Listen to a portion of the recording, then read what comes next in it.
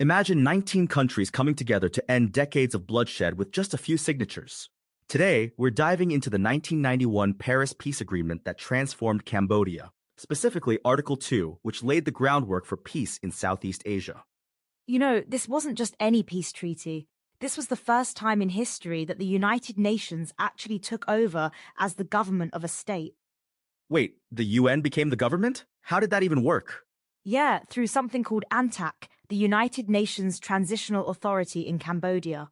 It was established to ensure the implementation of the agreements and maintain peace during the transition period. And this all happened in Paris, right? On October 23rd, 1991? Exactly. The agreements were signed in Paris by representatives from all these different countries, including Jean-Bernard Mérimée from France and Nugroho Wisnumurti from Indonesia. That's quite a gathering. What made this agreement so special? Well, it marked the official end of both the Cambodian-Vietnamese War and the Third Indochina War. But more importantly, it created a framework for lasting peace. And Article 2 was a key part of that framework? Absolutely. Article 2 focused on establishing Cambodia's sovereignty, territorial integrity, and national unity. You know what's interesting? The agreement was actually written in 4 different languages. Right, Chinese, English, French, and Russian. That shows how truly international this effort was. So what exactly did ANTAC do during this transition period? They had a really comprehensive mandate. They supervised the ceasefire, prepared the country for a new constitution, and organized free and fair elections. That sounds like a massive undertaking. It was. And you know what's remarkable? This was the first major UN peacekeeping mission after the Cold War. So it was kind of like a test case for future UN peacekeeping missions? Exactly. And it set important precedents for how the international community could help rebuild war-torn countries.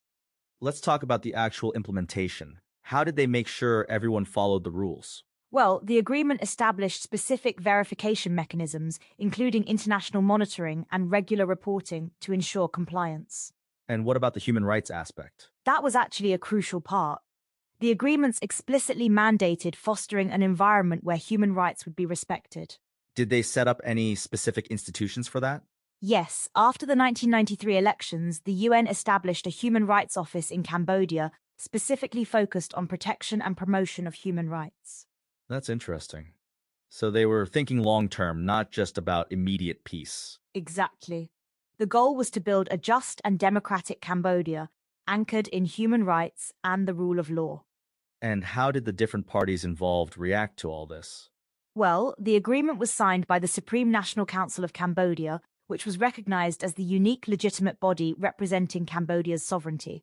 That must have been quite a moment. It really was. You had representatives from countries as diverse as Australia, China, India, and the Soviet Union all coming together. What about the military aspects of the agreement?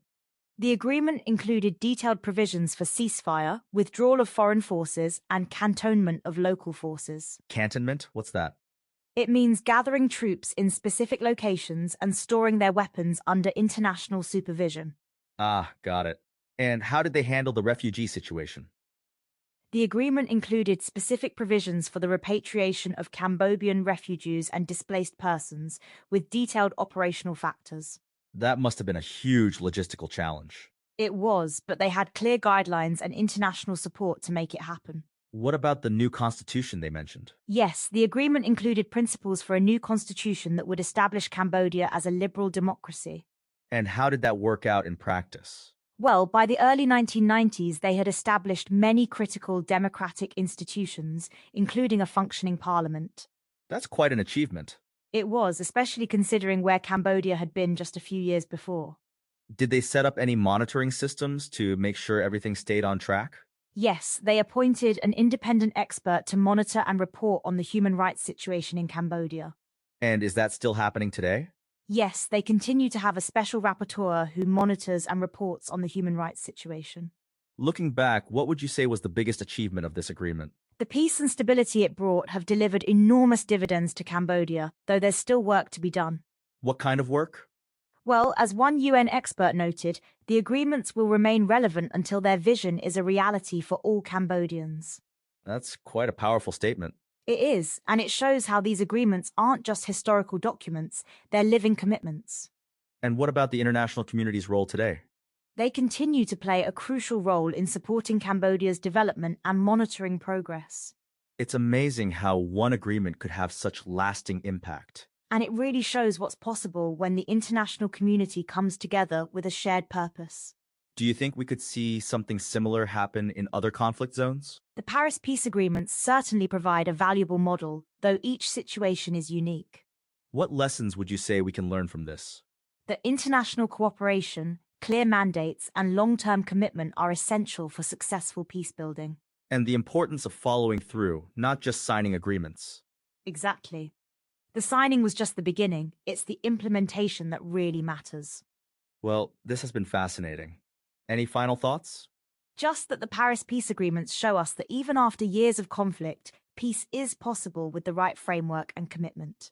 And that's something worth remembering. Thanks for joining us on podcasts where we explore the moments that changed history. And sometimes, like with the Paris Peace Agreements, those moments are still shaping our world today. Exactly. From Cambodia to the world, peace through cooperation remains a powerful lesson for us all.